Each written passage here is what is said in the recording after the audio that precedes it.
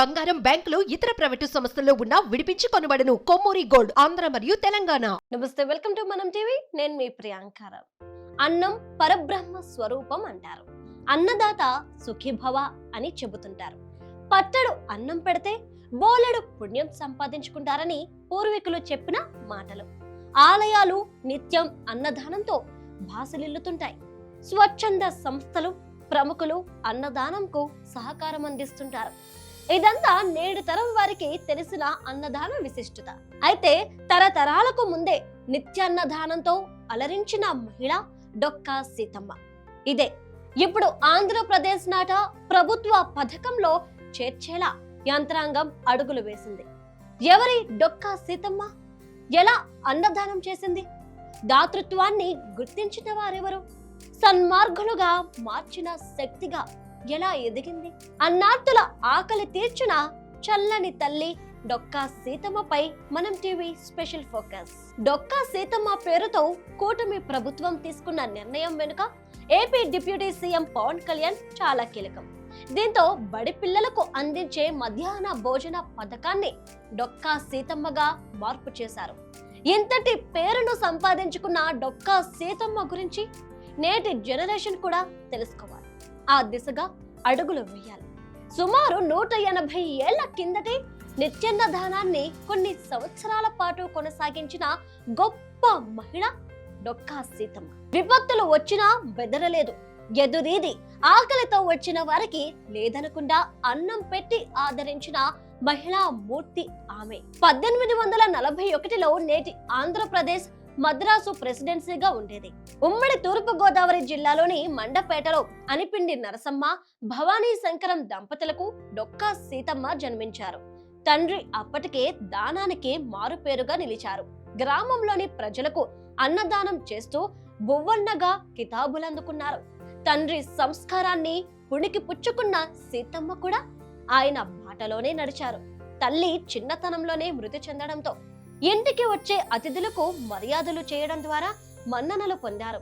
చక్కటి భోజనాన్ని వండి వడ్డించడం దినచర్యగా మారింది. సీతమ్మ పెద్దగా చదువుకోలేదు, కానీ కథలు, పద్యాలు, గాథలు వంటి వాటిని అభ్యసనం చేశారు.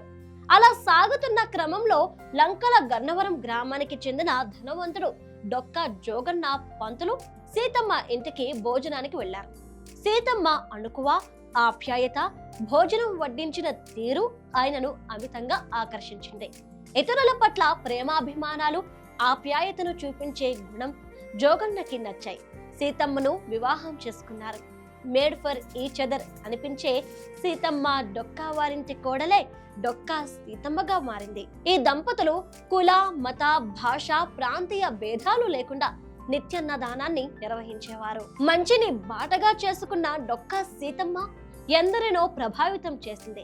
నేటికి గోదావరి తీర ప్రాంతాల్లో పడవ ప్రయాణం సాధారణ విషయమే. నాడు రోడ్డు రవాణా సౌకర్యాలు ఉండేవి కావు. లంకల గన్నవరం నుండి అవతలి తీరాలకు, గ్రామాలకు పడవల ద్వారానే చేరుకోవాలి. దీంతో చాలా మంది సీతమ్మ గారి ఇంటికి వచ్చి పొట్ట నింపుకునేవారు. ఇక అర్ధరాత్రి పూట గజ దొంగలు కూడా తమ పని పూర్తి చేసుకుని ఆమె చేతి అన్నం పుష్టిగా తిని వెళ్లేవారు. కొంతమంది ఆమెను చూసి పశ్చాత్తాపపడి దొంగతనం కూడా మానేసేవారట. కొందరు రాజవంశీకులు ప్రత్యక్షంగా ఆమె ఇంటికి రావడానికి మొహమాట పడి మారు వేషాల్లో వచ్చి భోజనం చేసి ఆమె వంటను రుచి చూసి వెళ్లేవాళ్ళని ప్రతీక. ప్రకృతి వైపరీత్యాలు సమయంలో నదీ ప్రయాణం ఇబ్బందిగా మారిన రోజుల్లో డొక్కా సీతమ్మ చేతి అంటే చాలా మందికి కడుపు నింపింది. అన్నదానం అంటే సామాన్యమైన విషయం కాదు. ఆలోచన ఒక్కటే కాదు, ఆర్థికంగా ఉన్నవారికే అది సాధ్యం. కూర్చుని తింటే కొండలు కూడా కరిగిపోతాయన్న సామెత ఊరికే రాలేదు. డొక్కా సీతమ్మ లాంటి వారితోనే ఆ మాటలకు ప్రాముఖ్యత సంపాదించి పెట్టాయి. వేలాది మందికి అన్నదానం చేయడంతో డొక్కా సీతమ్మ ఆస్తి కూడా కరిగిపోయింది. అన్నదానం చేయడం కష్టతరంగా మారింది. ఇలాంటి తరుణంలో వారి పొలంలో లంక బిందెలు లభించడంతో నిత్యాన్నదానం కొనసాగించింది. కేవలం అన్నదానంతోనే డొక్కా సీతమ్మ ఆగలేదు. పేదల వివాహాలకు, ఇతర కార్యక్రమాలకు ధన సాయం చేసేవారు. ప్రకృతి విపత్తులు సంభవించినప్పుడు పేదవారికి ఆపన్న హస్తాన్ని అందించారు, అక్కున చేర్చుకున్నారు. డొక్కా సీతమ్మ దాతృత్వాన్ని మెచ్చిన అప్పటి బ్రిటిష్ చక్రవర్తి ఎడ్వర్డ్ తన పట్టాభిషేకానికి రమ్మని ఆహ్వానించిన అన్నదానానికి ఆటంకం కలుగుతుందని వెళ్ళని సీతమ్మ లాంటి ఆదర్శ మహిళ ఇక పుట్టరేమో. సీతమ్మ ఏనాడు సముద్రం దాటలేదు, ఓడెక్కలేదు. పట్టాభిషేకానికి వెళ్ళి వచ్చేసరికి కొన్ని రోజుల సమయం పడుతుందని గుర్తించింది. ఎడ్వర్డ్ వినతిని సున్నితంగా తిరస్కరించింది. కనీసం ఆమె చిత్రపటాన్ని అయినా ఇవ్వాలని బ్రిటిష్ చక్రవర్తి కోరడం, పట్టాభిషేకం రోజు తన కుర్చీ పక్కనే మరో కుర్చీలో ఆమె చిత్రపటాన్ని ఏర్పాటు చేసి ఎడ్వర్డ్ పట్టాభిషేకం జరగడం అన్నదానం యొక్క గొప్ప సందేశాన్ని లోకానికి చాటి చెప్పారు. పుట్టిన ప్రతి మనిషి గిట్టక తప్పదు. క్యాన్సర్ బారిన పడిన డొక్కా సీతమ్మ 1909 ఏప్రిల్ 28న కానరాని లోకాలకు తరలారు. అన్నమో రామచంద్ర అంటే గోదావరి వాసులకు డొక్కా సీతమ్మే గుర్తొస్తుంది.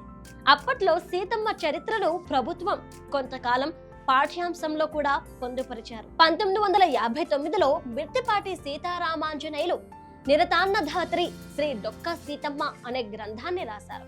తాజాగా ఏపీ ప్రభుత్వం పాఠశాల విద్యాశాఖలో పలు పథకాల పేర్లు మారుస్తూ నిర్ణయం తీసుకుంది. జగనన్న గోరుముద్ద పథకాన్ని డొక్కా సీతమ్మ మధ్యాహ్న బడి భోజనం అని మార్పు చేస్తూ నిర్ణయం తీసుకుంది. మధ్యాహ్నం బడి భోజనం పథకంలో భాగంగా రకరకాల పోషకాలు కలిగిన ఆహార పదార్థాలను విద్యార్థులకు అందించేలా నిర్ణయం తీసుకున్నారు. డొక్కా సీతమ్మ ఆశయాన్ని మనము ముందుకు తీసుకెళ్దాం, అన్నదానాన్ని ప్రోత్సహిద్దాం, చేయూతనిద్దాం. మీ పర్సనల్ ఇంటర్వ్యూస్ మరియు వ్యాపార ప్రకటనల కొరకు ఈ నెంబర్ని సంప్రదించండి.